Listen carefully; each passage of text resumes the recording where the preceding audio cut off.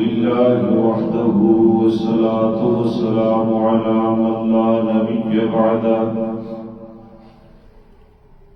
وعلى آله وأصحابه الذين أوفوا عهده. أما بعد فأعوذ بالله من الشيطان الرجيم. بسم الله الرحمن الرحيم. لقد كان لكم في رسول الله أسوة حسنة. سبحان ربك رب العزة عما يصفون وسلام على المرسلين والحمد لله رب العالمين. سبحانك لا علم لنا إلا ما علمتنا إنك أنت العليم الحكيم. رب اشرح لي صدري ويسر لي أمري واحلل عقدة من لساني يفقهوا قولي. رب يسر ولا تعسر وتممه بالخير وبك نستعين. اللهم إنا نسألك علما نافعا ورزقا واسعا وعملا متقبلا. اللهم صل على محمد وعلى آل محمد كما صليت على إبراهيم وعلى آل إبراهيم إنك حميد مجيد. اللهم بارك على محمد وعلى آل محمد كما باركت على إبراهيم وعلى آل إبراهيم إنك حميد مجيد.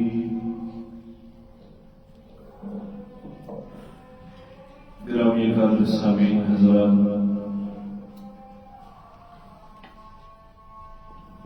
آج بحمداللہ تعالی سیرت النبی صلی اللہ علیہ وسلم کی مقدس عنوان پر ہمارے خطبات جمع کی تعداد 95 ہو جائے گی.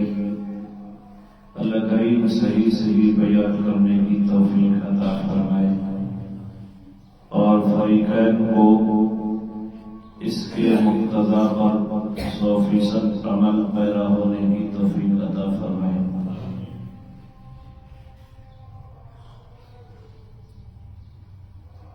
بات یہاں تک پہنچی تھی کہ قریش مکہ غزوہ بدر کی شکست کے بعد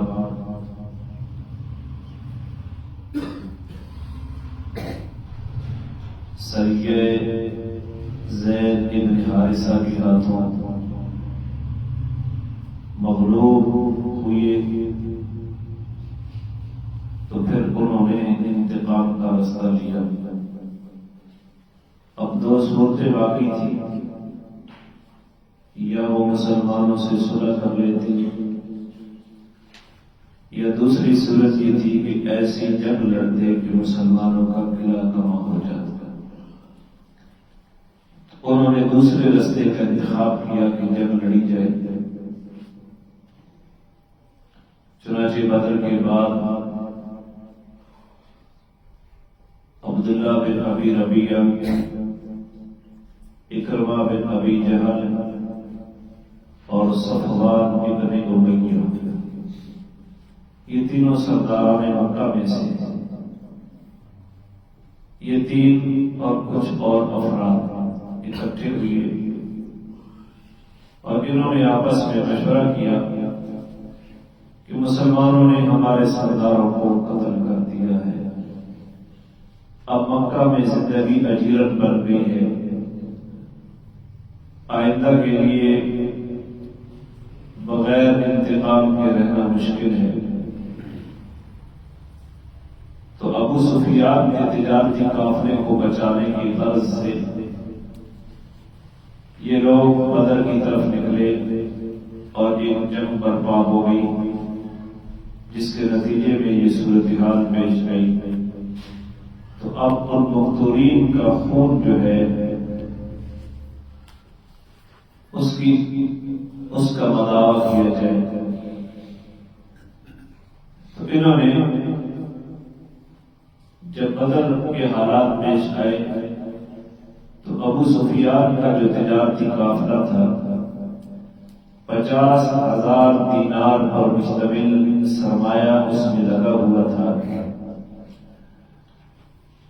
اور 100% منافع لے کر وہ قافلہ لوٹا، 50,000 دینار منافع میں بھی ملے۔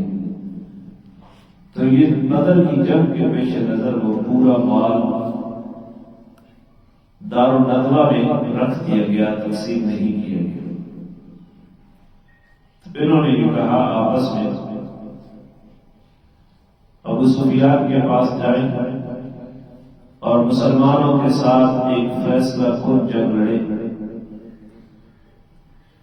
اور جتنا تجارتی منافع تھا اس قافلے کے اندر وہ سارا ہم اپنی دفاعی قوت کے اوپر لگائیں۔ تو یہ پیغام لے کر یہ تینوں افراد اور کچھ اور سرکردہ افراد مکہ کے جناب ابو سفیان کے پاس آئے، ساری صورتحال ذکر کی کہ وہ منافع ہمیں لگا دینا چاہیے، انتقام میں ایک ازسر نو باقاعدہ منظم جنگ کرنی چاہیے مسلمانوں کے خلاف۔ تو ان لوگوں نے یہ کہا کہ یہ منافع ہمیں لگا دینا چاہیے۔ تو ابو سفیان نے کہا کہ مجھے اس تجویز سے اتفاق ہے اور میں بنی عبد مناف کا ضامن ہوں کہ وہ اپنا منافع اس جنگ کے لیے صرف کر دے۔ تو پھر سارے قریش مکہ کے اندر یہ بات طے ہو گئی کہ وہ سارا منافع ہمیں مسلمانوں کے خلاف لڑنے کے لیے صرف کرنا چاہیے۔ تو طے ہونے کے بعد انہوں نے اصل مال تو مالکوں کو دے دیا اور منافع کو جنگ کی تیاری کے لیے رکھ دیا گیا۔ بعد میں اللہ کی شان کی عبداللہ بن ابی ربیعہ بھی مسلمان ہو گئے اور صفوان بن امیہ بھی مسلمان ہو گئے، ابو جہل کا بیٹا اکرمہ بھی مسلمان ہو گیا رضی اللہ تعالی عنہ، فتح مکہ کے موقع پر۔ تو یہ جو تجویز انہوں نے مال کو صرف کرنے کی لگائی قرآن میں، اس کے بارے میں سورۃ الانفال میں یہ ذکر کیا ہے ان الذین کفروا، بے شک جو لوگ کافر ہیں، ينفقون اموالهم، وہ اپنے مالوں کو اس لیے خرچ کر رہے ہیں لیصدوا عن سبیل اللہ، تاکہ لوگوں کو اللہ کے راستے سے روکیں۔ فسينفقونها، اللہ فرمائے کہ وہ اس مال کو خرچ کرتے رہیں گے اللہ کے راستے کے اوپر روکنے پر، ثم تكون عليهم حسرة، پھر وہی مال ان کے اوپر باعث حسرت بن جائے گا، ثم یغلبون، اور پھر آخر وہ خود مغلوب ہو جائیں گے۔ قرآن نے پورے قرآن اس کے بارے میں پیشین ہوئی کر دیا۔ تو اتفاق ہو گیا مال خرچ کرنے کے لیے، لہذا انہوں نے ایک منظم تیاری شروع کر دی۔ شعراء کو تیار کیا جائے جو اپنی شاعری کے ذریعے لوگوں کو مسلمانوں کے خلاف پکارے۔ تو ایک شاعر مصافی اس کو تیار کیا گیا اور دوسرا شاعر ابو عزہ صفوان بن امیہ اس کے پاس آیا کہ ابو عزہ تو اپنی زبان کے ساتھ اور اس کی صلاحیتوں کے ساتھ مسلمانوں کے خلاف لشکر جمع کرنے کے لیے ہماری مدد کر۔ تو ابو عزہ نے کہا کہ میں بدر میں قید ہو گیا تھا اور میں نے محمد سے التجا کی تھی کہ میری چھوٹی چھوٹی بچیاں ہیں، مجھے بغیر فدیے کے آزاد کر دیا جائے، تو مجھ سے محمد نے یہ وعدہ کیا کہ جو میں اسی کی بات کر رہا ہوں، اس لیے الفاظ روکے بول رہا ہوں کہ تو ہمارے خلاف لوگوں کو بھڑکائے نہیں گا، آئندہ کے لیے ہمارے خلاف استعمال نہیں ہوگا، تو ہم تجھے بغیر فدیے کے چھوڑ دیتے ہیں۔ تو میرا یہ وعدہ ہے، تو میں وعدے کو توڑنا نہیں چاہتا، لیکن صفوان بن امیہ نے مجبور کیا۔ بالآخر ابو عزہ تیار ہو گیا مسلمانوں کے خلاف اپنی زبان استعمال کرنے کے لیے، اور مسلمانوں کے خلاف اس نے شاعری کی، اور قبائل کے لوگوں کو اور مکہ کے لوگوں کو ایک لشکر فراہم کرنے میں بہت بڑی مدد کی اس نے اپنی شاعری کے ذریعے۔ اور یہی ابو عزہ پھر غزوہ احد میں قید ہو گیا۔ اسی غزوے میں رسول اللہ صلی اللہ علیہ وسلم نے اس کو قتل کروا دیا تھا۔ صفوان بن امیہ نے اس کو کہا تھا کہ تیری بیٹیاں اگر تو زندہ سلامت آ جائے تو میں تجھے مارا مال کر دوں گا، اور اگر خدا نخواستہ دوسری صورت پیش آ گئی تو مارا گیا میدان بدر میں، تو تیری بیٹیوں کی پرورش میں اپنی بیٹیوں کی طرح کروں گا۔ تو اس میں اس لالچ میں آ کر مسلمانوں کے خلاف یہ کام شروع کر دیا۔ اسی طرح بدر میں قریش مکہ کا ایک سردار طعیمہ بن عدی، وہ غالباً طعیمہ بن عدی اس کا نام ہے، یہ قتل ہو گیا تھا۔ حضرت حمزہ رضی اللہ تعالیٰ عنہ نے اس کو قتل کیا۔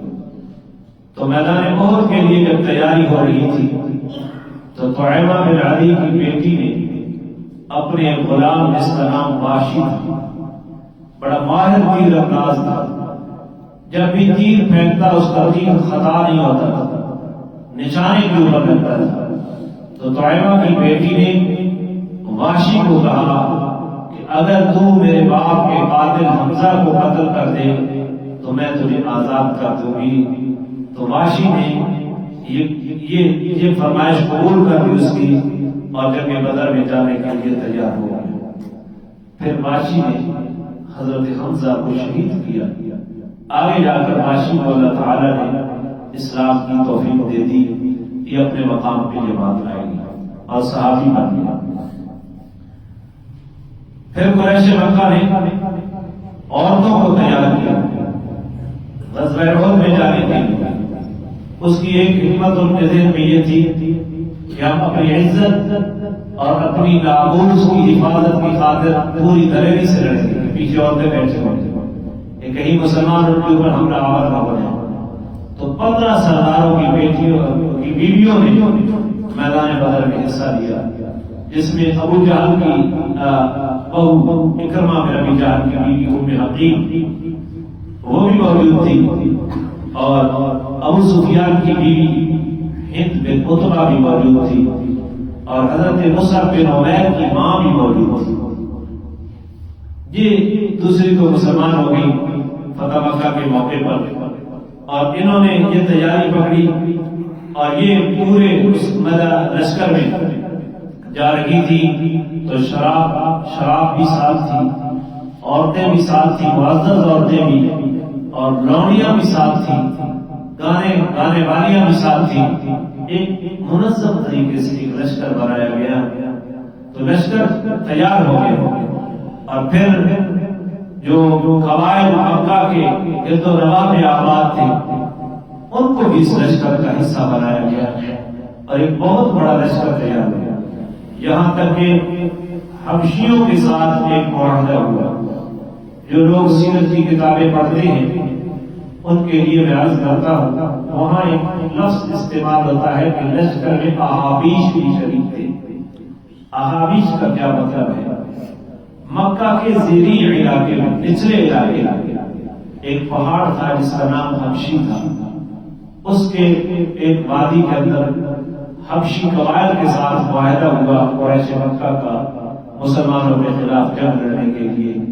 تو حبشیوں نے ان الفاظ میں یہ وعدہ دیا تھا قریش مکہ کو کہ جب تک رات کی تاریکیاں باقی رہیں گی، جب تک دن یا سورج چمکتا رہے گا، اور جب تک یہ حبشی پہاڑ باقی رہے گا ہم تمہارے ساتھ کندھے کے ساتھ کندھا ملا کر کھڑے ہوں گے۔ ایک محاورہ تھا، یعنی رات کی تاریکیاں یہ تو ہمیشہ رہنی ہے، اور دن کا اجالا بھی ہمیشہ رہنا ہے، اور حبشی پہاڑ میں بھی ہمیشہ رہنا ہے، یعنی ہمیشہ ہم تمہارے ساتھ کھڑے ہوں گے۔ تو یہ حبشی لشکر تو اس جزیری علاقے میں یہ سارا حبشی لشکر تیار ہوا اور ایک بہت بڑا لشکر تیار ہو گیا۔ اب اس لشکر میں 3000 افراد تیار ہوئے، 3000 افراد تیار ہوئے، اور ان میں سے 700 آدمی زرہ پوش تھے، جنہوں نے آج کل بلٹ پروف جیکٹیں ہیں، اس کو زرہ تعبیر کریں، زرہ پوش تھے یہ 700 افراد، 3000 بندے، ان میں سے 700 زرہ پوش ہیں، اور 3000 اونٹ ان کے پاس، کچھ سواری کے لیے، کچھ بال برداری کے لیے، اور کچھ کھانے کے لیے، اور 200 گھوڑے ان کے ساتھ۔ اور مکے سے جب یہ لشکر روانہ ہوا تو سارے رستے میں گھوڑوں کے اوپر سواری نہیں کی گئی، تاکہ میدان میں پہنچ کر یہ گھوڑے تازہ دم رہیں اور ہم پوری چستی کے ساتھ مسلمانوں کے خلاف جنگ لڑ سکیں۔ تو یہ 15 عورتیں تھیں، اور یہ اتنا بڑا لشکر کا سردار جو ہے وہ جرنیل ابو سفیان کو بنایا گیا۔ یہ 5 شوال تھی اور 3 ہجری ہے۔ یہ لشکر جب تیار ہو گیا، مکہ سے روانہ ہونے لگا، تو حضرت عباس ان سارے حالات کو دیکھ رہے تھے۔ حضرت عباس نے ابھی تک مسلمان نہیں ہوئے، حضرت عباس فتح مکہ کے موقع پر مسلمان ہوئے تھے، لیکن اسلام کی حقیقت ان کے دل میں گھر کر چکی تھی۔ حضرت عباس کو بھی انہوں نے کہا کہ آپ بھی ساتھ چلیں، تو عباس نے کہا کہ میں تمہارے ساتھ آنے سے معذرت کروں گا، اس کی وجہ یہ ہے کہ میں بدر میں تمہارے ساتھ آیا اور میں قید ہو گیا، اور مجھے قید سے چھڑانے کے لیے کسی نے بھی کوئی دب و دو نہیں ہوتی۔ تو عباس نے معذرت کر لی اور ایک خط لکھا مکہ کے پورے حالات کے اوپر کہ اس طرح ایک بہت بڑا لشکر تیار ہو رہا ہے، حبشیوں کے ساتھ بھی معاہدہ ہو چکا ہے، عوامی مکہ کے لوگوں کے ساتھ بھی معاہدہ ہو چکا ہے، 3000 کے قریب لشکر ہے، 700 زرہ پوش افراد ہیں، اور 200 گھوڑے ہیں ان کے پاس۔ ابو سفیان کو لشکر کا تیار سالار بنایا گیا، اور اس لشکر میں عورتیں بھی ان کے ساتھ ہیں۔ اب وہ مدینہ کی ریاست کو تہس نہس کرنے کے لیے نکلنے لگے ہیں۔ حضرت عباس نے یہ خط رسول اللہ کو دیا، اور جس آدمی کو یہ خط دیا اس آدمی کو حضرت عباس نے یہ نصیحت کی تھی کہ 3 دن کے مختصر ٹائم میں تو نے یہ خط مدینے میں پہنچانا ہے۔ تو وہ قاصد کو وجد کر لیا، اس نے بھی بڑی پھرتی دکھائی، اور 500 کلومیٹر کا سفر اس نے 3 دن میں طے کیا۔ کتنا؟ 500۔ اس زمانے میں جب کوئی جدید مواصلاتی نظام نہیں تھا، تو اس وقت رسول اللہ صلی اللہ علیہ وسلم بستی قباء میں موجود تھے۔ حضرت سعد بن ربیع رضی اللہ تعالیٰ عنہ کے گھر میں، شاید نام آ جائے میرے سامنے، حضرت سعد بن ربیع رضی اللہ تعالیٰ عنہ کے گھر میں رسول اللہ صلی اللہ علیہ وسلم قباء میں موجود تھے۔ خط پہنچایا حضرت عباس، آپ خود تو پڑھنا نہیں جانتے، آپ کو امید تھی، تو حضرت عبید بن قعب رضی اللہ تعالیٰ عنہ نے وہ خط پڑھ کے سنایا کہ آپ کے چچا عباس کا خط ہے، اور مکہ والوں کی یہ تیاریاں ہیں اور یہ ساری صورتحال ہے۔ تو خط پڑھنے کے بعد رسول اللہ نے موجود جتنے افراد تھے ان کو کہا کہ بس اس موقع کو راز بات، اور وہاں سے آپ چلتے رہتے مدینہ کی طرف کہ وہ لشکر تو نکل پڑا ہے۔ آپ صلی اللہ علیہ وسلم نے جب تیاری کی تو سعد بن ربیع کی جو بیوی ہے آپ کے جانے کے بعد جو ہی آپ نکلے وہ کہتی ہے اپنے خاوند حضرت سعد بن ربیع کو کہ رسول اللہ نے تمہیں کیا کیا، حضرت سعد بن ربیع نے اپنی بیوی کو کہا تمہیں اس سے کیا فرض ہے کہ آپ نے کیا کہا؟ تو وہ کہنے لگی کہ میں نے ساری بات سنی اور پوری بات اسے بتا دی، خط کی۔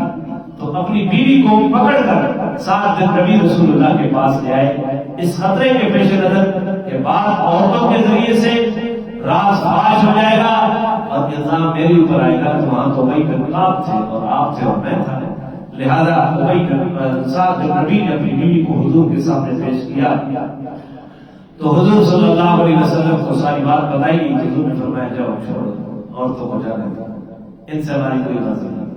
آپ صلی اللہ علیہ وسلم مدینے پہنچے تو مدینے میں بالکل ہنگامی صورتحال پیدا ہو گئی اور مسلمان نمازوں کے اوقات میں بھی اسلحہ ساتھ رکھنے لگے، ہتھیار ساتھ رکھنے لگے اور رسول اللہ صلی اللہ علیہ وسلم کے گھر کا پہرا 3 آدمیوں نے لشکر بنایا، حضرت سعد بن معاذ، حضرت سعد بن عبادہ اور حضرت اسید بن حضیر رضی اللہ تعالیٰ عنہ۔ انہوں نے ایک لشکر ترتیب دیا اور جناب رسول اللہ صلی اللہ علیہ وسلم کی حفاظت کرتے تھے، اور اسی طرح جو مدینہ کے داخلی رستے تھے ان کے اوپر گشت شروع ہو گئی، مسلح گشت کہ کوئی اچانک حملہ نہ ہو جائے مسلمانوں کے اوپر۔ ادھر وہ لشکر چل پڑا مکہ سے، اور وہ جب پہنچے چلتے چلتے مقام ابوا پر پہنچے تو یہاں پر ابو سفیان کی بیوی ہند بن عتبہ کہتی ہے مقام ابوا پر رسول اللہ کی والدہ محترمہ کی خبر ہے کہ ہم محمد کی ماں کی قبر کو کھول دیتے ہیں۔ کچھ اور الفاظ بھی مختلف روایات میں موجود ہیں کہ ہم ان ہڈیوں کو باہر نکالیں گے اور وہ ہڈیاں ان کو دیں گے، لیکن جو صنادید قریش تھے، قریش کے سربراہ تھے، انہوں نے کہا کہ اگر یہ طریقہ کار اختیار کیا گیا تو پھر ہمارے بڑوں کی قبریں بھی محفوظ نہیں رہے گی، لہذا اس کے اوپر عمل کرانا ہو سکتا۔ تو اب یہ مشورہ حضرت امیر معاویہ کی ماں نے دیا تھا، ہند بن عتبہ۔ تو لوگ ایسی چیزوں کو ذکر کر کے اعتراض کرتے ہیں کہ ہند نے تو یہ کہا تھا، ابو سفیان تو فلاں جنگ میں لڑا تھا۔ یاد رکھو یہ تو بات ہو رہی ہے 2-3 ہجری کی، اور 8 ہجری میں حضرت ابو سفیان بھی مسلمان ہو گئے اور ان کی بیوی ہند بھی مسلمان ہو گئی، اور رسول اللہ صلی اللہ علیہ وسلم کے ہاتھ کے اوپر ابو سفیان کی بیوی ہند نے بیعت کی تھی، اور وہ بیعت کی شرائط بھی موجود ہے، مکالمہ ہوا واقع رسول اللہ کے ساتھ۔ اب حضور نے ہند کا اسلام قبول کر لیا تو کفر کی حالت میں جتنی باتیں ہوئی ان کے بارے میں اسلام اصول دیتا ہے، الاسلام یہدم ما کان قبلہ، اسلام ما قبل کے سارے گناہوں کو مٹا دیتا ہے۔ تو حالت کفر کی باتوں کو ذکر کر کے آج ان کو مورد الزام بنانا، جو ان کو تعین و تشریح کے لیے استعمال کرنا، یہ بہت بڑا ظلم ہے اور یہ تجاہل عارفانہ ہے ہم لوگ کے ذریعے۔ کیونکہ 8 ہجری کے بعد عباس بھی تو فتح مکہ کے دن مسلمان ہوئے، اور حضرت علی کے بھائی عقیل بھی تو فتح مکہ کے دن مسلمان ہوئے، اہل بیت کے کتنے لوگ فتح مکہ کے دن مسلمان ہوئے جو بعد میں اہل بیت پیغمبر کے نام سے بتائے گئے۔ تو جب اسلام میں آئے تو ماقبل کے سارے گناہ معاف ہو گئے، بلکہ قرآن تو یہ کہتا ہے فَأُولَٰئِكَ يُبَدِّلُ اللَّهُ سَيِّئَاتِهِمْ حَسَنَاتٍ، اللہ نے ان کی برائیوں کو بھی نیکیوں کے اندر تبدیل کر دیا۔ تو یہ میں ضروری سمجھا کس کی طرف میں جو دے دیں۔ تو یہ لشکر جمعے کا دن ہے، اب بالکل قریب پہنچا ہے۔ دن کون سا ہے؟ جمعے کا دن۔ اب مدینہ میں پہلا تو لگ چکا ہے، یہ سارے ہنگامی حالات تو ہو چکے ہیں۔ آپ نے جمعہ کی نماز سے پہلے عسکری قیادت جو ہے اس کا اہم مشورہ بنا، جنگی لوگوں کا، سرداروں کا مشورہ کہ کیا کرنا چاہیے، اور آپ نے اپنے خواب بھی ذکر کیا کہ قریش مکہ نکل چکی ہے، اب ہنگامی پوزیشن ہے۔ آپ نے فرمایا میں نے خواب دیکھا کہ ایک مضبوط زرہ ہے، اس کے اندر میرے دونوں ہاتھ ہیں اور کچھ گائے ہیں وہ ذبح کی جا رہی ہے، اور میری تلوار ہے میں اس کو اٹھا رہا ہوں، اس میں کچھ شکست بھی ہے، آگے کا حصہ ڈوب جاتا ہے۔ تو حضور نے خود یہ تعبیر دی اس خواب کی کہ میرے خواب کی تعبیر یہ ہے کہ مضبوط زرہ جس کے اندر میرے ہاتھ ہیں اس سے مراد مدینہ ہے، اور گائے جو ذبح ہوئی ہے اس سے میری تعبیر یہ ہے کہ میرے کچھ صحابہ اس جنگ میں شہید ہو جائیں گے، اور میری تلوار کی نوک کے اوپر جو شکستگی اور ٹوٹ رہی ہے اس سے میرے اہل بیت میں سے کوئی فرد اس جنگ میں شہید ہوگا. تو حضرت حمزہ رضی اللہ تعالیٰ آپ کے اہل بیت میں سے تھے، تو آپ حضرت حمزہ اس جنگ میں شہید ہو گئے. تو آپ نے مشورہ کیا لوگوں سے کیا کرنا چاہیے. ہمیں کفار کا اتنا بڑا لشکر ہے، مسلح لشکر ہے، اب ہمیں کیا مدینہ میں رہ کر اپنا دفاع کرنا چاہیے یا مدینہ سے باہر نکل کر ہمیں لڑنا چاہیے. تو آپ صلی اللہ علیہ وسلم نے بحیثیت قائد، بحیثیت لیڈر، جنگی رہنما، آپ نے یہ تجویز دی کہ ہمیں مدینہ کے اندر رہ کر جنگ کرنی چاہیے، کہ مدینہ کے داخلی رستوں کے اوپر چونکہ پہرا ہے مسلح، اگر اندر کوئی آئے گا تو مدینہ کے داخلی رستوں کے ناکوں کے اوپر اس کے ساتھ لڑائی لڑی جائے گی، اور اگر اندر مدینہ کی گلیوں میں آئے گا تو اوپر سے عورتیں خشت باری کریں گی، پتھر ماریں گے، ہم اندر لڑیں گے تو یہ مضبوط ہے میری رائے. آپ کی رائے یہ تھی کہ کہاں لڑا رہے؟ مدینہ کے اندر، اور اس کے پیچھے یہ خواب بھی تھا. لیکن آپ چونکہ مشورہ کر رہے ہیں، قرآن کا بھی حکم ہے وَشَاوِرْهُمْ فِي الْأَمْرِ، میرا پیغمبر اپنے معاملات میں ان صحابہ سے مشورہ کر رہا ہے. آپ یہ مشورہ کر رہے ہیں. عبداللہ بن ابی رئیس خزرج کی حیثیت سے وہ بھی وہاں موجود تھا، کیونکہ بظاہر اس نے بھی کلمہ پڑھا ہوا تھا. اس نے حضور کی رائے کی پوری تائید کی اور یہ کہا کہ میرا تجربہ بھی یہی ہے کہ ہمیں مدینہ کے اندر رہ کر اپنا دفاع کرنا چاہیے، باہر جا کر باقاعدہ جنگ نہیں کرنی. لیکن یہاں ایک بات سمجھ، عبداللہ بن ابی چونکہ رئیس المنافقین تھا، یہ پہلا موقع ہے کہ اللہ تعالیٰ نے اس کی منافقت کو تار کرنا تھا. اس کا مشورہ خیر کے اوپر مبنی نہیں تھا اور حضور کے ساتھ موافقت مقصود نہیں تھی. وہ یہ چاہتا تھا کہ باہر جا کر لڑنا نہ پڑے، لڑنا نہ پڑے، ہمیں کیا ضرورت ہے لڑنے کی. اور اس کے قریش مکہ کے ساتھ روابط بھی، وہ اپنے آپ کو مسلمان بھی شمار کرنا چاہتا تھا، جنگ سے بھی بچنا چاہتا تھا، اس لیے اس نے حضور کی موافقت کر دی.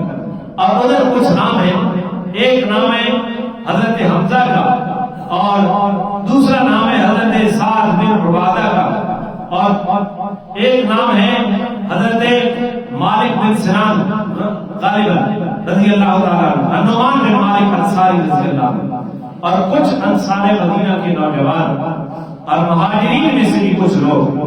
انہوں نے یہ کہا کہ یا رسول اللہ، ہم تو باہر لڑنے کے لیے تیار ہیں، اور خصوصاً وہ جوان جو میدان بدر میں شریک نہیں تھے وہ کہنے لگے کہ ہم تو ہر حال میں لڑنے کے لیے تیار ہیں باہر جا کر. یا رسول اللہ، مدینہ میں ہم دفاع نہیں کریں گے، ہم جنت چاہتے ہیں. حضرت حمزہ کے الفاظ ہیں، حضرت حمزہ نے یوں قسم اٹھائی کہ اس ذات کی قسم جس نے آپ کے اوپر قرآن نازل کیا ہے، میں اس وقت تک کھانا نہیں کھاؤں گا جب تک ہم مدینہ سے باہر نکل کر کافروں سے نہیں کریں.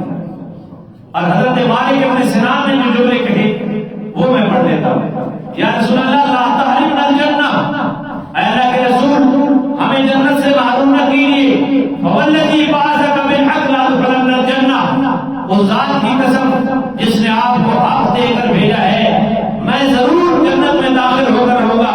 آپ نے فرمایا نعمان، کس بنیاد پر تو جنت میں جائے گا؟ لأنی اشہد ان لا الہ الا اللہ وانک رسول اللہ، وہ اس لیے کہ میں گواہی دیتا ہوں کہ اللہ کے سوا کوئی الہ نہیں ہے، اور میں اس بات کی گواہی دیتا ہوں کہ آپ اللہ کے رسول ہیں. ولا استغفر یوم ولا اغفر یوم الزار، اور میں لڑائی میں کبھی بھی بھاگنے والا نہیں ہوں، لہذا ہمیں جنت سے معلوم نہ کیجیے. باہر جا کر لڑنا چاہتے ہیں لأنی احب اللہ ورسولہ، اور اس لیے بھی کہ میں اللہ اور اللہ کے رسول کے ساتھ محبت کرتا ہوں. کیا کرتا ہوں؟ تو ان لوگوں نے جناب رسول اللہ صلی اللہ علیہ وسلم کو یہ مشورہ دیا.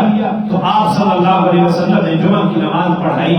تو جمعہ کی نماز کے بعد آپ صلی اللہ علیہ وسلم نے ایک واعظ کی جس میں صبر و استقامت کی ترغیب دی اور مسلمانوں کو اللہ کے راستے میں لڑنے کے لیے ابھارا کہ اور شہادت کے بارے میں آپ صلی اللہ علیہ وسلم نے فضائل سنائے. جمعہ کی نماز کے بعد آپ نے یہ تقریر کی مجمع صحابہ میں عصر کی نماز ہوگی.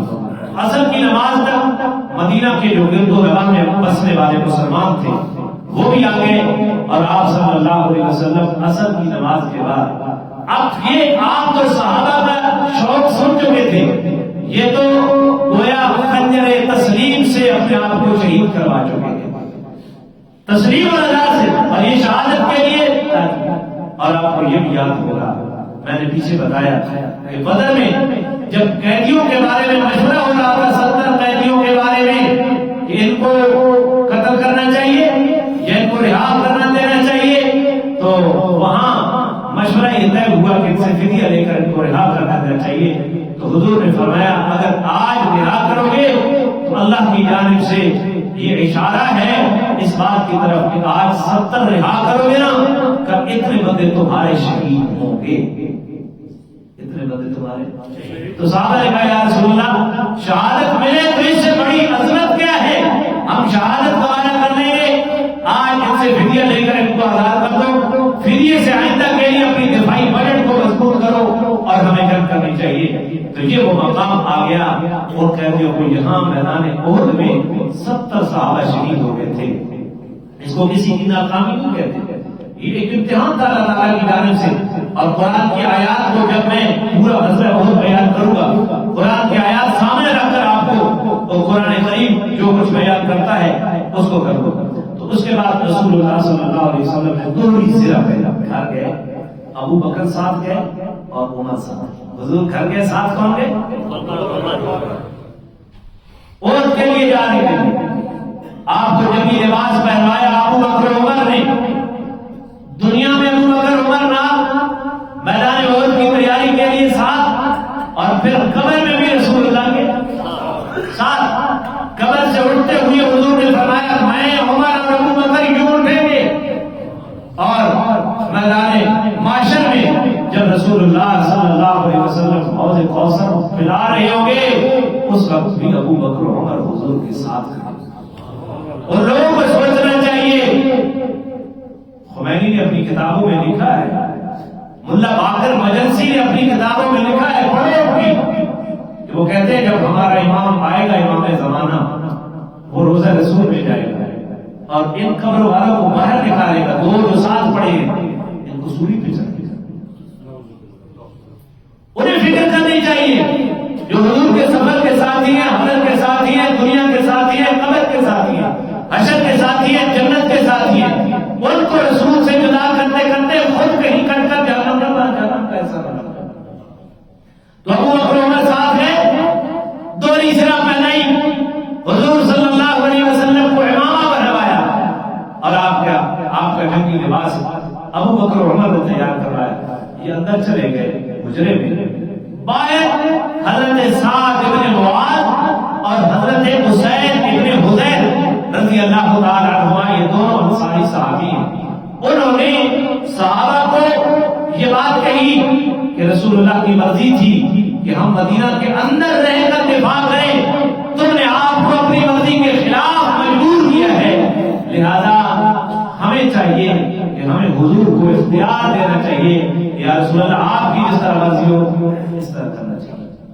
تو صحابہ کو ندامت ہوئی، انہوں نے حضرت سعد ابن معاذ اور حضرت اسید ابن زید کی ترغیب کو پسند کرتے ہوئے جب حضور اکبر جنگی لباس پہن کر باہر تشریف لائے تو تمام صحابہ نے کہا یا رسول اللہ ہم آپ کی مرضی کے اوپر اپنی مرضی کو قربان کرتے ہیں، آپ جیسے چاہیں اس طرح جانا لیتے ہیں، باہر جانے کی کوئی ضرورت نہیں. اس وقت میرے نبی نے فرمایا کہ جب نبی جنگی لباس پہن لیتا ہے تو پھر نبی جو ہے وہ جب تک دشمن کے ساتھ ٹکر نہ لے لے اور جب تک اللہ حق و باطل کے درمیان کوئی واضح فرق نہ پیدا کر دے اس وقت تک نبی کے لیے جنگی لباس اتارنا جائز نہیں ہوتا. اب میں نے پہن لیا ہے، اب مدینہ کے اندر تو دفاع تھا، وہاں تو پہننے کی ضرورت نہیں. اب نکلنے کے بعد آپ صلی اللہ علیہ وسلم نے ان صحابہ کو ٹھیکا اور تیار ہو جاؤ. 1000 کا لشکر تیار ہو گیا. کتنا؟ 1000 کا لشکر تیار ہو گیا. آپ صلی اللہ علیہ وسلم نے لشکر کے 3 حصے اور ان تینوں حصوں کے اوپر مہاجرین کے دستے کا پرچم کو علم کہتے ہیں، یہ علم رسول ہے، سفید پرچم۔ مہاجرین کا علم جو تھا حضرت مصعب بن عمیر رضی اللہ تعالیٰ عنہ تھا، اور انصار کے دو قبیلے تھے، قبیلہ عوس اور دوسرا قبیلہ خزرج۔ قبیلہ عوس کا پرچم حضرت حباب ابن منذر رضی اللہ تعالیٰ عنہ کو دیا، اور قبیلہ خزرج کا پرچم حباب ابن منذر کو دیا، اور عوس کا پرچم حضرت اسید ابن حضیر رضی اللہ تعالیٰ عنہ کو دیا۔ 1000 جنگی آدمی تیار ہوا، 100 آدمی زرہ پوش ہے، بلٹ پروف جیکٹیں پہننے والے کتنے آدمی ہیں؟ 100 کافروں کی جانب سے کتنے؟ 700۔ ایک روایت میں آتا ہے کہ 50 گھوڑ سوار تھے، لیکن دوسری روایات اس کی تردید کرتی ہیں کہ نہیں، گھوڑ سواروں کی تعداد بہت کم تھی، 2 تھے، 1 تھے یا تھی ہی نہیں۔ بہرحال یہ لشکر تیار ہو گیا، آپ صلی اللہ علیہ وسلم میدان احد کی طرف جا رہے ہیں، مدینے کو چھوڑ رہے ہیں، 3 میل کے فاصلے پر کیا ہے؟ احد پہاڑ، ادھر جا رہے ہیں۔ اب آپ جا رہے ہیں، پیچھے نمازیں بھی کسی نے پڑھا لی ہے جی؟ مسجد نبی کے امام کون؟ بولے مسجد نبی کے امام کون ہے؟ اور ریاست مدینہ کے بادشاہ کون ہے؟ بادشاہ خود جا رہے ہیں جنگ کرنے کے لیے، سپہ سالار بن کر۔ اب مدینے کی بادشاہت کو بھی کسی نے سنبھالنا تھا قائم مقام کے طور پر، اور مدینے کے مسلح کو بھی کسی نے سنبھالنا تھا۔ تو آپ نے دونوں قائم مقامی جو ہے وہ حضرت عبداللہ بن ام مکتوم رضی اللہ تعالیٰ عنہ، اس کو نماز بھی تمہیں پڑھانی ہے، یہ نابینا صحابی تھے، اور مدینہ کی ریاست کی ذمہ داری بھی حضور جا رہے ہیں، پیچھے قائم مقام۔ یہ جو ہمیں عقیدہ دیا گیا ہے حاضر ناظر کا، کہ جو نبی کو حاضر ناظر نہیں مانتا وہ کافر ہے، وہ گستاخ ہے، پتہ نہیں یہ عقیدے کہاں سے لوگوں نے لائے۔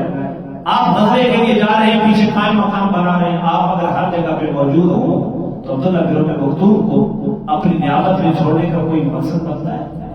تو خدا تعالیٰ کو سمجھنے کی توفیق عطا کرنا ہے۔ ایک اپنے دیکھو، حضرت عیسیٰ علیہ السلام کے ساتھ عیسائیوں نے شرک کیا تو حضرت عیسیٰ کی دشمنی میں نہیں، حضرت عیسیٰ کی محبت میں حد سے آگے جب گئے تو مشرک بن گئے۔ اعتدال ہے، آپ جگہ پہ موجود ہونا یہ صرف کس کی ہے؟ آپ نے قائم مقام حضرت عبداللہ بن ام مکتوم رضی اللہ تعالیٰ کو بنایا۔ اب آپ چل پڑے، چلتے مقام شیخین پہ پہنچے، اصل کے بعد چلے گئے، اس وقت 3 میل دور جانا ہے سر، اصل کے بعد چلے مقام شیخین۔ شیخین کی وجہ تسمیہ کیا ہے؟ وہ 2 ٹیلے تھے، اور ان 2 ٹیلوں کے اوپر ایک بوڑھا اور ایک بوڑھیا، دونوں یہودی تھے، دونوں بوڑھے تھے اور دونوں اندھے تھے، وہ وہاں رہتے تھے۔ ان بوڑھے اندھے یہودیوں کے رہنے کی وجہ سے اس ٹیلوں کا نام شیخین پڑا تھا۔ ٹیلوں کا نام کیا پڑا؟ آپ نے وہاں اپنے لشکر کا معائنہ کیا کہ کتنی تعداد ہے، کون سے لوگ شریک ہو رہے ہیں۔ تو اس تعداد میں آپ نے جب معائنہ کیا رسول اللہ صلی اللہ علیہ وسلم نے، تو یہاں آپ نے کم سے بچوں کو آپ نے واپس کر دیا۔ ان کو واپس کر دیا، ان کے نام میں بتاتا ہوں۔ حضرت اسامہ بن زید، آپ کی عمر تھوڑی ہے، واپس چلے جائیں۔ زید بن ثابت، تو بھی واپس چلے جا۔ ابو سعید خدری، تو بھی واپس چلے جا۔ عبداللہ بن عمر، تو بھی واپس چلے جا۔ اسید بن زہیر، تو بھی واپس چلے جا۔ قرابہ بن عبس، تو بھی واپس چلے جا۔ براء بن عازب، تو بھی واپس چلے جا۔ اور زید بن ارقم، تو بھی واپس چلے جا۔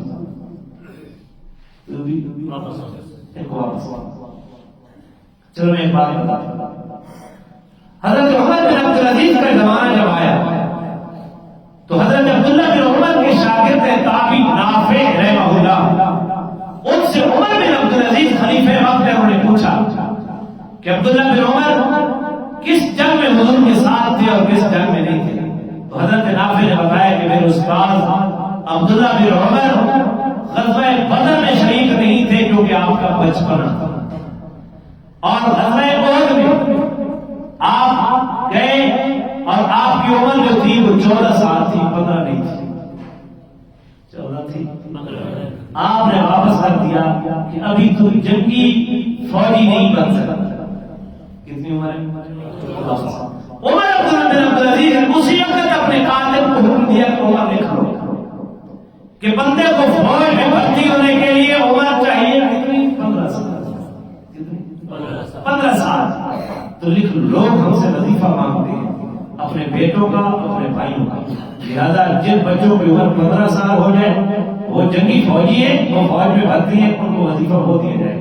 اس سے جو کم ہیں ان کو ذریہ شمار کر بچوں کا وظیفہ دیا جائے گا. تو عمر اسلام نے کتنی عمر رکھی؟ یہ 18 سال اللہ تصور. یہ تو شادی کو بھی 18 سال تک، یہ تو بلوغت کو بھی 18 سال تک. بھائی بلوغت کی علامت احتلام ہے، بے خوابی ہے. جس کو احتلام ہو جائے 15 سال کی عمر سے پہلے وہ بالغ ہے، اور اگر کسی کو احتلام نہیں ہوا 15 سال سے پہلے تو اس کی عمر 15 سال پورے ہو گئی. اب احتلام ہو نہ ہو شریعت اس کو بالغ مانتی ہے. چلو یہ ضمن ایک مسئلہ میں نے ذکر کر دیا. ایک صحابی ہے جب حضور معائنہ کر رہے ہیں نا، ایک صحابی کا نام ہے رافع بن خدیج. کیا نام ہے؟ رضی اللہ تعالی. ان کا قد لمبا تھا، عمر پوری نہیں تھی. یہ اپنے قوم کے پمپ کے اوپر کھڑے ہو گئے. قد بھی لمبا تھا نا، حضور معائنہ کر رہے ہیں اور یہ ایڑیاں اٹھا کے کھڑے ہو گئے. کیوں؟ لڑنے کے لیے شامل ہو جائے. بولے تو صحیح. معائنہ کون کر رہا ہے؟ رسول اللہ. تو صحابی کا عقیدہ کیا بن گیا؟ چلو میں تو سمجھا دے. حضور معائنہ کر رہے ہیں کم سے کو ہٹانے کے لیے. اس کا قد لمبا تھا، عمر تھوڑی تھوڑی. انہوں نے ایڑیاں اٹھا کر اپنے پاؤں کے بل، اونٹوں کے بل کھڑے ہو گئے تاکہ میرا قد مردوں جتنا لگے. حضور نے اجازت دی. قد دے کر حضور نے جب ان کو اجازت دی تو ایک اور کم سے صحابی سمرہ بن جندب رضی اللہ تعالیٰ، حضور نے اس کو کہا تھا کہ تیری عمر کم ہے، تو واپس چل، تو نہیں آ سکتا. اس نے جب دیکھا کہ رافع بن خدیج کو اجازت مل گئی ہے اور اسے ٹھنڈی بیماری ہے تو اس نے اپنے اللہ کی باپ مری بن سنان رضی اللہ تعالیٰ عنہ، یہ ان کے والد حضرت جندب فوت ہو گئے تو ان کی ماں نے نکاح کر لیا تھا مری بن سنان کے ساتھ، تو اللہ کی باپ تھا. اس کو کہا اپنے اسوال کہ حضور نے رافع بن خدیج کو اجازت دے دی ہے اور مجھے واپس کر دیا ہے. خدا کی قسم میری کشتی کرو رافع کے ساتھ، میں اس کو پچھاڑ نہ دوں تو مجھے واپس کر دے گا. تو مری بن سنان آ گیا، یا رسول اللہ آپ نے رافع کو اجازت دے دی ہے اور میرے بیٹے کو آپ نے اجازت سے روک دیا ہے کہ آپ نے نہیں آنا، اور میرے بیٹے کی کشتی کروا دو رافع کے سامنے. اگر میرے بیٹے نے نہ پچھاڑا تو آپ واپس کر دیں، کشتی نے پچھاڑ دیا تو واپس آپ دے رہے ہیں. تو حضور نے یہ تجویز منظور کر دی. حضور فرمایا رافع آ جا، اس کے ساتھ مکھی دے. رافع اور سمرہ بن جندب کی آپس میں کشتی ہوئی تو حضرت سمرہ بن جندب نے حضرت رافع کو لٹا دیا. تو حضور نے فرمایا بچے کے تجھے بھی جانا. یہ وہ جذبہ ہے. یہاں تو لوگ ڈرتے ہیں بھائی درس قرآن میں لوگ بھابی نہ یہ وہ ہیں جن کے اوپر اعتراض ہے لوگوں کا، جن کو عمر کے حساب سے اجازت نہیں ملتی لیکن شہادت کے لیے وہ پھولوں کے ساتھ جانے کے لیے تیار ہیں. آگے تو پھولوں کی سے حضور صلی اللہ علیہ وسلم نے اجازت دے دی. مقام شیخان کا معاہدہ، آپ نے مغرب بھی یہاں پڑھی، آپ نے عصر بھی یہاں پڑھی، عشاء بھی یہاں پڑھی، رات بھی نہیں گزاری.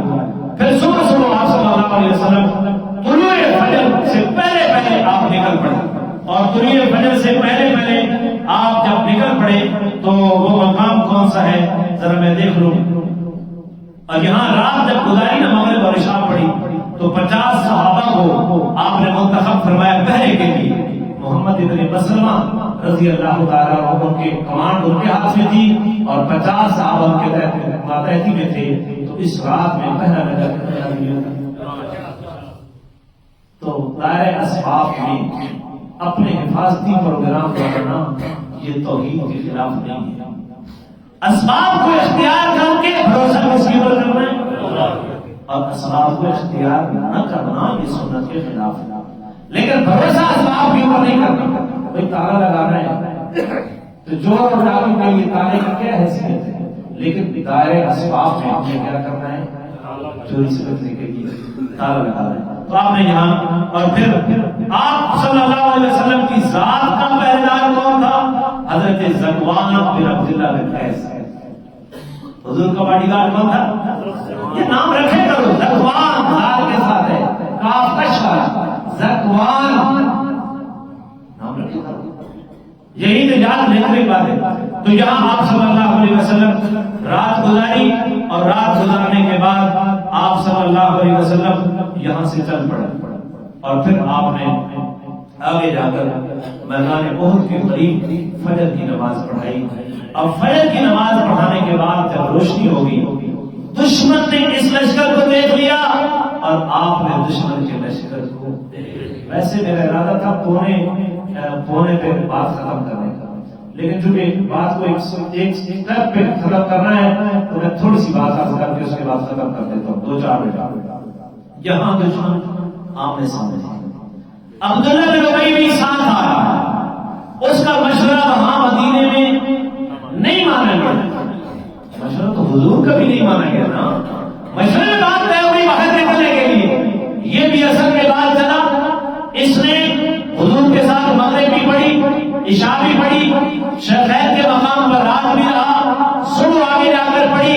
اور جب دشمن کے سامنے دونوں لشکر آمنے سامنے آ گئے تو عبداللہ بن ابی نے اپنے ساتھیوں کو کہا بھائی یہ جنگ تو نہیں ہے، یہ تو اپنے آپ کو مروانا ہے. یہ جنگ نہیں ہے، اپنے آپ کو. لہذا ہمیں کیا ضرورت پڑی ہے؟ ہماری بات مدینے میں نہیں مانی گئی. میں پنجابی کہنا چھوڑا دی گل مان کے آپ باہر نکل بہت سیانے کرنا کرے اور منافق آتے لے کر. تو وہ تو مخلص تھے، چھوٹے تھے بڑے تھے. مشورے سے بات طے ہوئی، ہماری نہیں مانی گئی اور نو خیز لڑکوں کی بات مان کر باہر آ گئے. دشمن کا لشکر 3000 کا ہے، ہم اس سے 2/3 کم ہیں. تو یہ تو اپنے آپ کو کیا ہے. اور یہ بات کس وقت ہو رہی ہے؟ جب دشمن سامنے سے دیکھ رہا ہے، نظر آ رہا ہے. اس وقت یہ 300 آدمیوں کو لے کر واپس مدینے میں واپس کتنے 300 پیچھے کتنا رہے گا. مدینہ سے حضور کے ساتھ ہی کتنے تھے؟ 1000. جب دشمن سامنے ہے اس وقت اب بھائی کیوں؟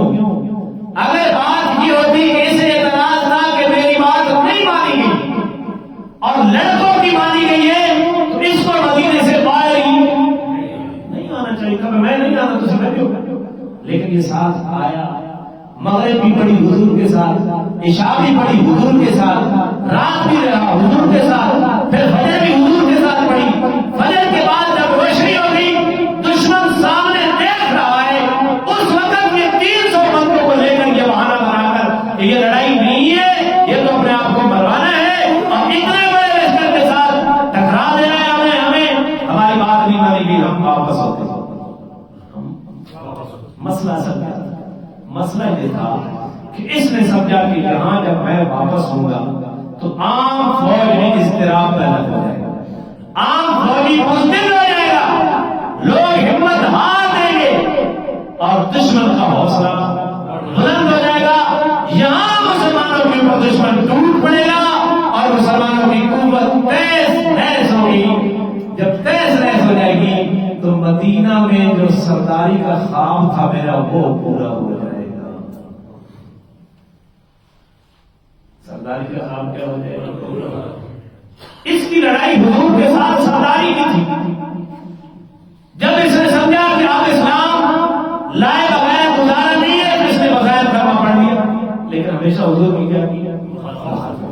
اور پھر مزے کی بات یہ ہے کہ یہاں سے واپس آ گیا اور جب کوچ سے حضور فارغ ہو گئے تو اگلا جمعہ جب آیا تو جمعے کے دن یہ کھڑا ہو گیا ممبر کے پاس، لوگوں نے دعا بھائی یہ اللہ کے نبی ہیں، ان کی قدر کرو، اللہ نے ان کو ہماری ہدایت کے لیے مبعوث کیا ہے۔ تو ایک صحابی کا نام بدر چھن کر اسے کہا جس نے عین موقع کے اوپر دھوکہ دیا تھا۔ تو میرے دوستو یہ کبھی وجاہت کا جنگ جو ہے یہ ایمان سے معروف کر دیتی ہے۔ تو بہرحال عبداللہ بن ابی واپس آئے تو مسلمانوں کی دو جماعتیں، ایک کا نام ہے قبیلہ اوس سے بنو حارثہ اور دوسری قبیلہ خزرج سے بنو سلمہ، ان کے قوم بھی اکھڑ گئے، یہ بڑو ہزار ہے، آگے سے 3000 ہے اور 300 بندہ واپس جا رہا ہے، تو ان کے کب پاؤں اکھڑے تو اللہ تعالیٰ نے ان کے دل کے اوپر تسکین نازل کی اور قرآن میں یہ فرمایا اذ ہمت طائفتان منکم ان تفشلا، کہ جب تم اس وقت کو یاد کرو جب تمہارے اندر سے دو جماعتیں بزدل ہونے لگی، واللہ ولیہما، اللہ ان کا ولی بن گیا، وعلی اللہ فلیتوکل المؤمنون، اور مومنوں کو چاہیے کہ بھروسہ اللہ کی اوپر کرے، بھروسہ وہ مسلمان جب گئے واپسی کر۔ ادھر خزرجی، یہ عبداللہ بن ابی خزرج کا رئیس تھا، حضرت جابر کے والد عبداللہ بن حرام رضی اللہ تعالیٰ عنہ، وہ اس کے پیچھے گئے، اس کے قبیلے کا فرق تھا، او بھائی کیوں جا رہے ہو، رسول اللہ کو اکیلے چل رہے ہو، آؤ اسلام کے لیے قتال کرو، آؤ کم از کم نہیں تو اپنا دفاع تو کر لو، اسلام کا دفاع تو کر لو۔ تو عبداللہ بن ابی نے کہا عبداللہ بن حرام کو کہ اگر ہم جنگ جانتے نا کہ یہ جنگ ہے تو ہم ضرور لڑیں گے، لیکن یہاں تو لڑکوں کی مانی گئی ہے، ہماری نہیں مانی گئی۔ تو عبداللہ بن حرام نے جملہ بولا، اس نے کہا سنا عبداللہ بن ابی، اللہ اپنے پیغمبر کو تمہاری مدد سے مستغنی کر دے گا، تمہاری مدد کے بغیر اللہ اپنے پیغمبر کو پاؤں کے اوپر کھڑا کر دے گا۔ تو یہ جملے انہوں نے بولے تو قرآن اترا، حضرت عبداللہ بن حرام کی تائید میں وَلْيَعْلَمَ الَّذِينَ نَافَقُوا، کیوں منافق وہاں سے مسلمانوں کے لشکر سے واپس آئے اور عین اس وقت تک دشمن دیکھ رہا تھا، یہ تو مسلمانوں کو مروانے کے چکر میں تھا اور اللہ کا چکر کوئی اور تھا، اللہ کی حکمت کوئی اور تھی۔ اللہ فرماتے ہیں یہ اس کو واپس اس لیے کیا وَلْيَعْلَمُ الَّذِينَ نَافَقُوا، تاکہ منافق ظاہر ہو جائے، تاکہ منافق، یہ بھی اللہ کا انعام ہوتا ہے، منافق اگر اچھا لڑا دے ہوئے وہ نقصان کرنا، لیکن اللہ اس کو ظاہر کر دیتا ہے تو پھر منافقت سے خطرہ باقی نہیں ہے۔ تو اللہ نے ان کو اس عمل کے ذریعے کیوں واپس بھجوایا؟ تاکہ ان کو ظاہر کر دے۔ وقیل لهم تعالوا، ان کو جب یہ کہا، ان عبداللہ بن عمر بن حرام نے جب یہ کہا کہ آؤ قاتلوا فی سبیل اللہ، اللہ کے راستے میں لڑو، اب ادفعوا، یا کم از کم دفاع تو کرو، قالوا لو نعلم قتالا لاتبعناکم، تو یہ جواب بھی کہتے ہیں کہ اگر ہم اس کو قتال جانتے، لڑائی جانتے تو ہم تمہاری تابعداری کرتے۔ ہم للکفر یومئذ اقرب منہم للایمان، اس دن یہ ایمان کے زیادہ قریب نہیں تھے، کفر کے زیادہ قریب تھے اور ایمان سے دور تھے۔ یقولون بافواہہم ما لیس فی قلوبہم، جو منہ سے یہ کہہ رہے ہیں وہ ان کے دل میں نہیں ہے۔ دل میں اپنی سرداری کو بچانا تھا، اپنے اقتدار کا رستہ صاف کرنا مقصود تھا۔ کیوں؟ حضور کی آمد سے پہلے عبداللہ بن ابی کی تاج پوشی کے لیے سارے پروگرامات مکمل تھے۔ حضور ہجرت کر کے آئے تو اس کے خواب چکنا چور ہو گئے اور مدینہ کی ریاست کے والی کون بن گئے۔ وہ یہ سمجھتا تھا کہ اس شخص نے آ کر میرا اقتدار چھینا ہے، تو اللہ کہتے ہیں کہ جو ان کے دل میں ہے وہ منہ پر نہیں ہے۔ منہ پر تو کہہ رہے ہیں کہ بچوں کی مانی گئی، ہماری نہیں مانی گئی، یہ لڑائی نہیں ہے، یہ اپنے آپ کو مروانا ہے، اصل ان کے اندر وہ بغض تھا۔ واللہ اعلم بما یکتمون، اور اللہ جانتا ہے جو ان کے جو یہ چھپا رہی ہیں دلوں کے اندر، سینوں کے اندر، اللہ اس کو جانتا ہے۔ یہ واپس آتے 700 پیچھے رہ گئے، اب حضور صلی اللہ علیہ وسلم آگے جا رہے ہیں انشاءاللہ۔ یہاں سے اگر اللہ نے زندگی دی اور توفیق دی تو اگلے جمعے کو 1 بجے شروع کریں گے۔ آپ حضرات سے گزارش ہے کہ آپ 1 بجے تشریف لائیں۔ ایک دو باتیں ہیں